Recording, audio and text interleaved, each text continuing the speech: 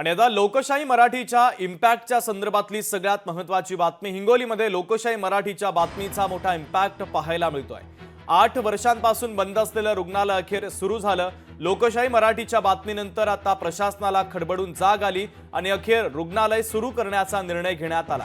सिद्धेश्वर येथील प्राथमिक आरोग्य केंद्राची इमारत 8 वर्षांपासून धुळखात पडलेली होती आणि या संदर्भात लोकशाही मराठीनं वृत्त प्रसिद्ध केलं होतं।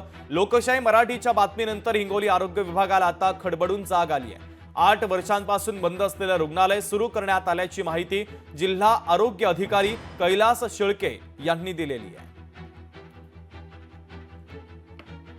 सिद्धेश्वर प्राथमिक आरोग्य 15-16 जेव्हा मंजूर झाल्यापासून मध्यंतरी कोविड केअर इथं कोविड लागला। कोविडच्या काळामध्ये कोविड केअर सेंटरला आणि पदनिर्मितीचा शासन निर्णय आल्यानंतर पदनिर्मितीचा प्रस्ताव आल्यानंतर पदनिर्मितीचा शासन निर्णय आलेला आहे।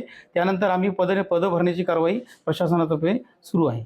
त्यानंतर PSC प्राथमिक आरोग्य केंद्र कार्यान्वित केले जाईल। तिथे आम्ही तात्काळ बाह्य रुग्ण विभाग सुरू केलेला आहे। बाह्य रुग्ण विभागात वैद्यकीय अधिकारी आणि हे कर्मचारी हे सेवा देत आहेत।